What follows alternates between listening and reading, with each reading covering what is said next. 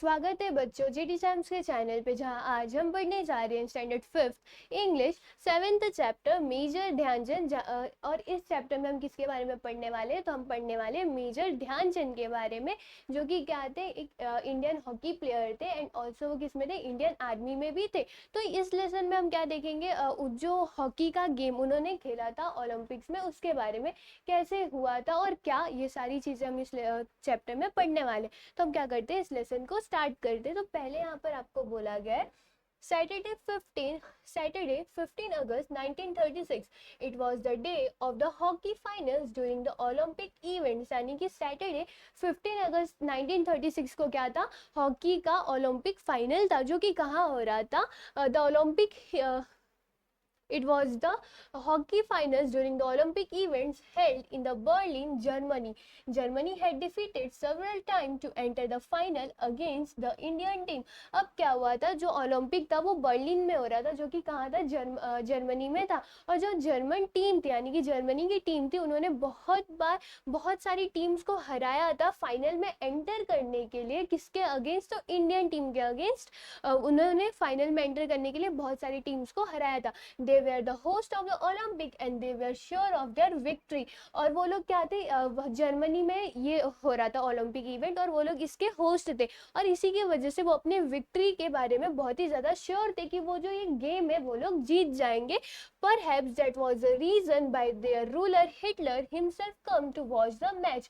और यही रीज़न था, जो उनका रूलर था हिटलर, वो खुद इस मैच को देखने आया हुआ था, क्योंकि जो कंट्री थी वो खुद इस गेम को होस्ट कर रही थी, और उन्होंने बहुत सारी टीम को हराया था ताकि वो क्या कर सके? इंडिया के अगेंस्ट खेल सके।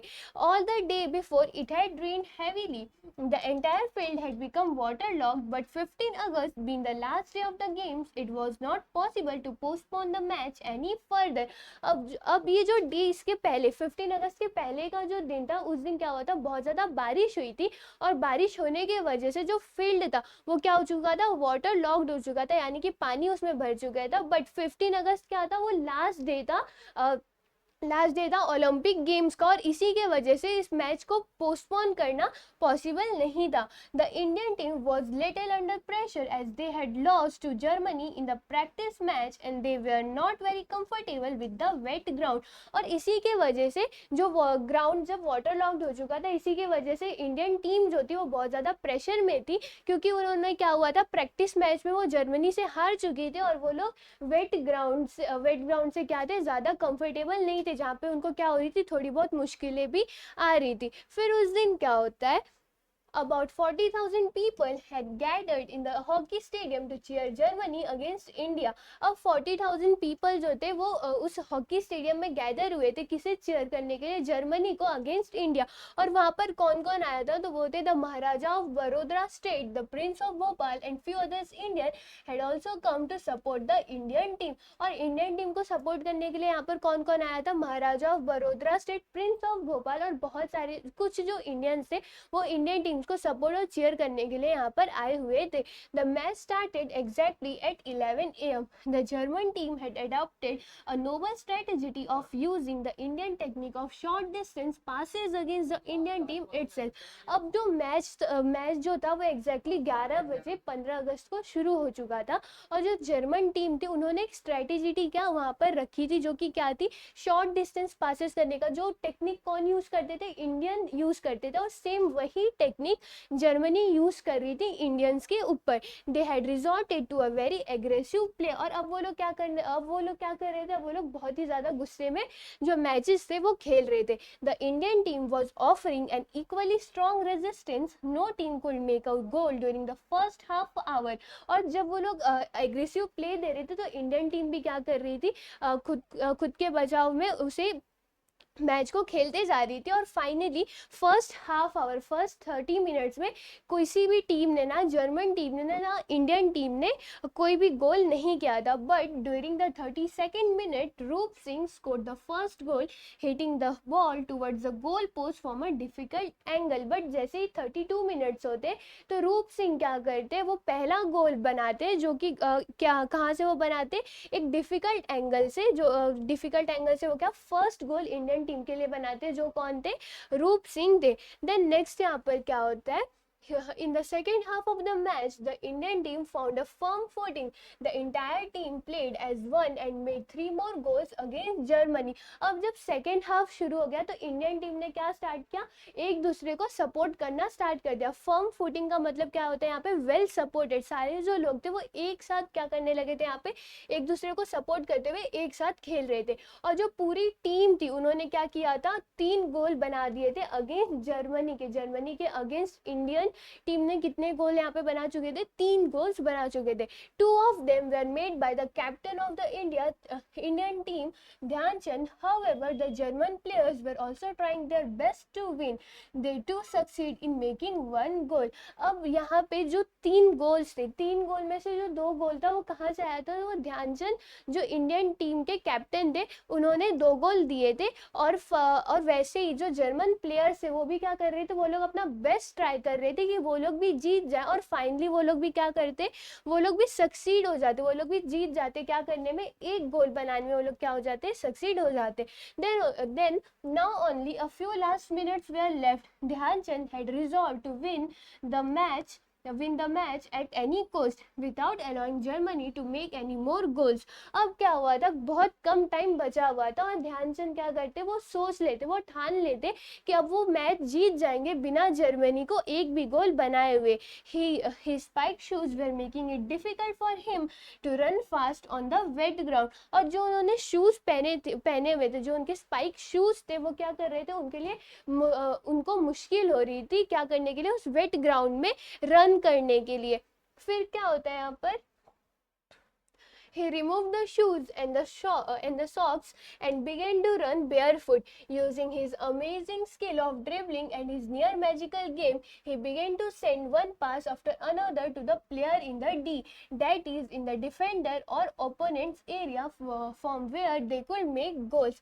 अब उन्होंने क्या किया, जो उनके शूज थे वो उनको शूज के वजह से उनको दिक्कतें आ रही थी फास्ट रन करने के लिए, तो वो क्या करते, वो अपने शूज निकाल लेते और सॉक्स निकाल देते और वो क्या करने लगते, वो बिना कुछ पहने हुए क्या करते, वहाँ पे गेम खेल रहे होते. और उनकी जो अमेजिंग स्किल थी वो क्या करते, सारे जो पास थे वो दूसरे प्लेयर्स को दे रहे थे जो कि कहाँ थे, जो कि डी साइड में थे, जो जिन्हें क्या आप बोल सकते हो, या तो डिफेंडर या तो ओपोनेंट एरिया में वो क्या कर रहे थे, बॉल को पास कर रहे थे जहाँ से वो क्या कर सकते थे, गोल बना सकते थे. They too did not let the passes go waste. The Indian team scored 3 more goals. जैसे ही ध्यानचंद डी में जो प्लेयर्स थे उन्हें जैसे ध्यानचंद डी में जो प्लेयर्स थे उन्हें बॉल पास कर रहे थे, वैसे ही सेम जो डी के प्लेयर्स थे वो क्या कर रहे थे, उस पास को वेस्ट होने नहीं दे रहे थे. और जो इंडियन टीम ने फाइनली क्या कर दिया, 3 more गोल और स्कोर कर दिया, यानी कि 3 पहले के और 3 अभी के जो गोल थे वो स्कोर हो चुके थे.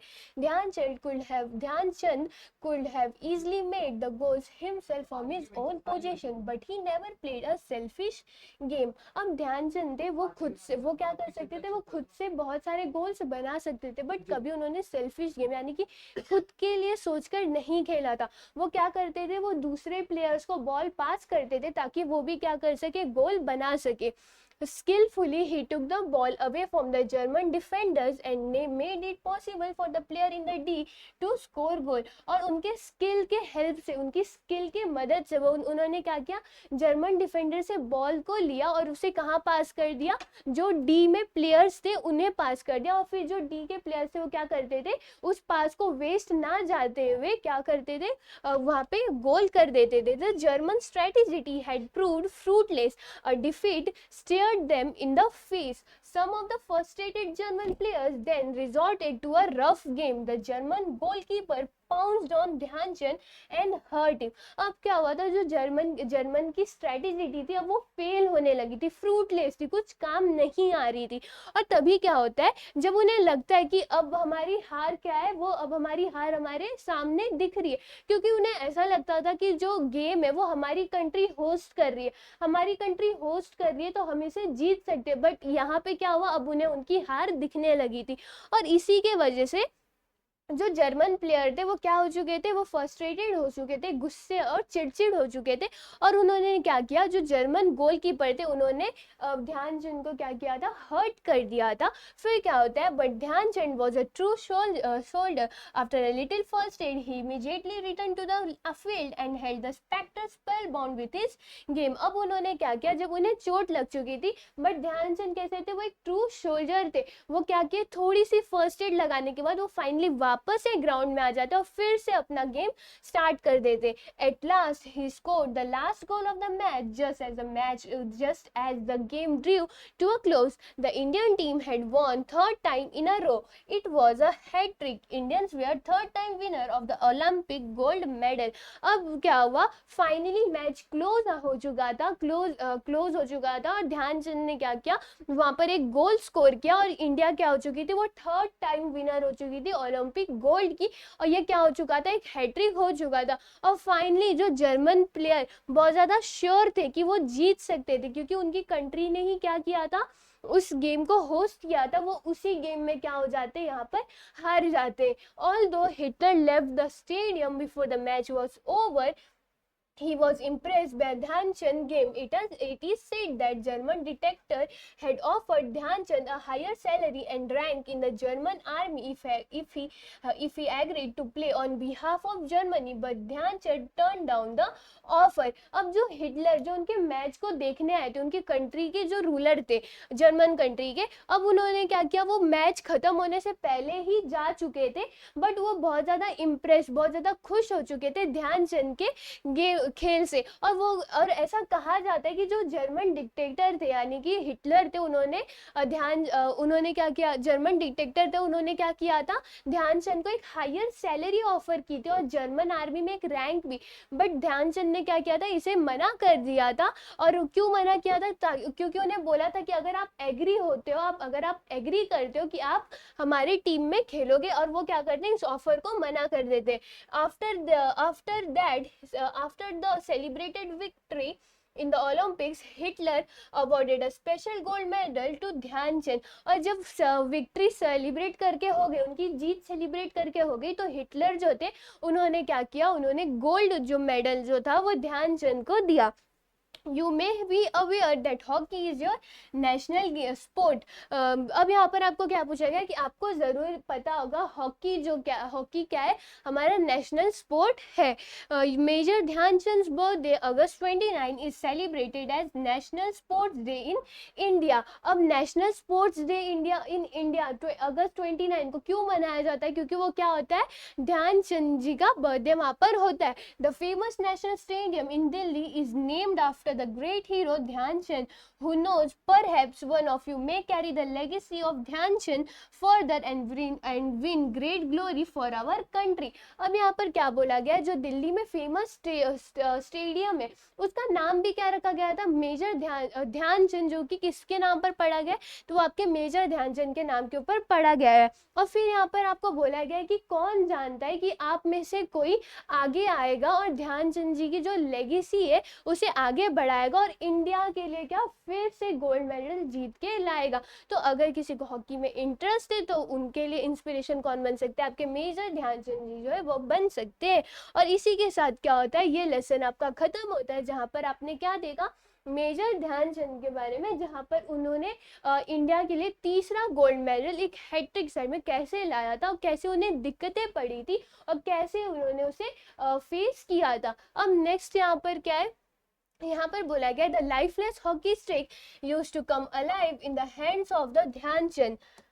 When he dribbled, the ball just would not leave his stick. Some people even stole his stick and broke them open to see whether they contain a special glue or magnet. Dhyan Chand was even made to play with other ordinary stick, but even then his play was a charmistic as ever. अब क्या हुआ, जो lifeless hockey stick होती थी जिसमें जान भी नहीं होती थी, बट जब मेजर ध्यानचंद उससे खेलते थे तो उनके हाथों में आती वो क्या हो जाती थी, जिंदा हो जाती थी। और वैसे ही बोला बोला जाता था कि जब वो बॉल को ड्रिबल करते थे तो वो जो बॉल थी उनके स्टिक से दूर ही नहीं जाती थी, ऐसा लगता था कि दोनों चीज में मैग्नेट है वो चिपक गई हो।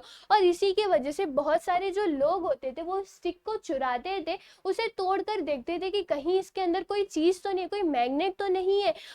और कभी कभी इन्हीं चीजों की वजह से ध्यानचंद जी को एक ऑर्डिनरी कोई सादी स्टिक से खेलने दिया जाता था, क्योंकि सबको लगता था कि वो स्टिक में क्या करते, वो कुछ लगा कर आते, बट ऐसा नहीं था। वो ये क्या थे, वो इनके स्किल्स थी, हॉकी के तरफ जो उन्होंने सालों की मेहनत की थी वही यहाँ पर थी।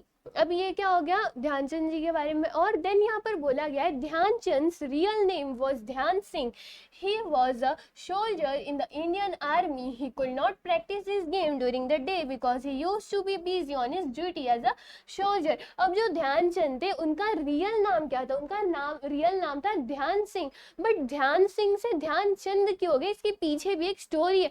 अब क्या हुआ था, जैसे कि हमने स्टार्टिंग में ही देखा, ध्यानचंद ना ही हॉकी प्लेयर तो वो थे ही, बट उसी के साथ साथ वो क्या थे, इंडियन आर्मी में भी थे। और वो इसी के वजह से, इंडियन आर्मी में होने के वजह से, वो दिन में अपने गेम की प्रैक्टिस नहीं कर पाते थे। That is why he used to practise at night in the moonlight.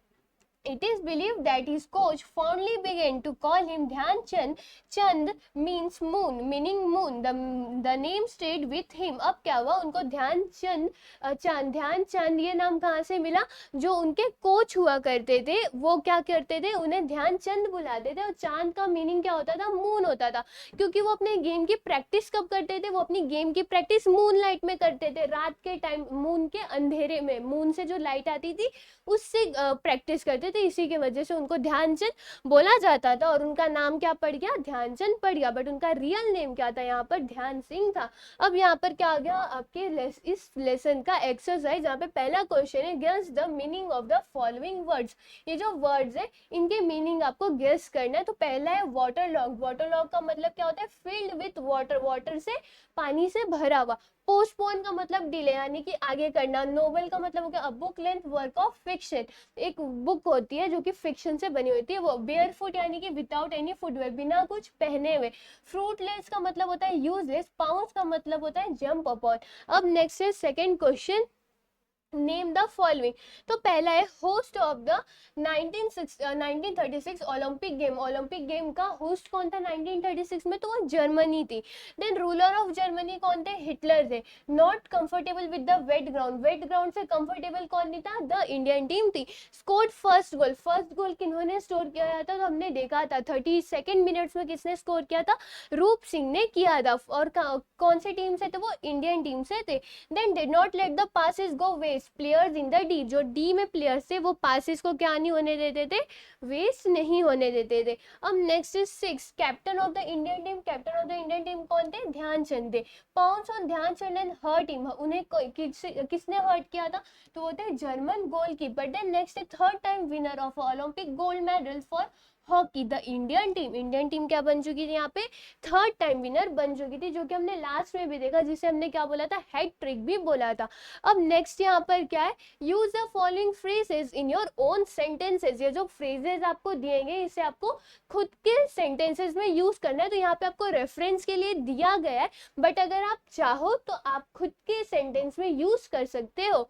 तो यहाँ पे पहला क्वेश्चन क्या है, be sure of, be to be certain. तो इसको आप कैसे यूज करोगे, जैसे यहाँ पे लिखा I am sure of standing first in class, यानी कि मुझे भरोसा है कि मैं क्या क्लास में फर्स्ट आ सकता हूँ। तो ऐसे करके आप इसे यूज कर सकते हो। Tries one level best as hard, try as hard as you can, उतने अच्छे से ट्राई करो जितने अच्छे से आप कर सकते हो। इसका आप क्या लिख सकते हो, we must try our level best to make our parents happy. हमें अपना अच्छा ट्राई करना चाहिए ताकि हमारे पेरेंट्स क्या हो चुके, खुश हो चुके। Then next at any cost, by any means no matter what happens, at any cost यानी कि कुछ भी हो जाए करना ही है। तो ऐसा, तो ये क्या है, my maid's daughter was determined to get educated at any cost. जो इनकी मेड की डॉटर थी वो डिटरमाइंड थी कि अब उसे पढ़ना ही है किसी भी कॉस्ट पे। तो ऐसे ही करके आप क्या कर सकते हो, बाकी के जो फ्रेजेज है उन्हें यूज कर सकते हो। बाकी फिर नेक्स्ट क्या, turn down the offer, to reject the offer, turn down the offer यानी उसे रिजेक्ट कर देना, मना कर देना। अब यहाँ पे क्या लिखोगे, my father turn down the offer because the payment was not good, मेरे पापा ने क्या किया, ऑफर को मना कर दिया क्योंकि पेमेंट क्या थी, अच्छी नहीं थी। और इसी के साथ क्या होता है, ये लेसन भी यहाँ पर खत्म होता है, जहाँ पर हमने क्या देखा, मेजर ध्यानचंद जी के बारे में। एंड देन हमने क्या किया, इस लेसन के एक्सरसाइज को सॉल्व किया। आई होप आपको ये वीडियो समझी होगी। फिर मिलते हैं हम नेक्स्ट वीडियो में, तब तक के लिए घर पे रहो, सुरक्षित रहो, बाय बाय।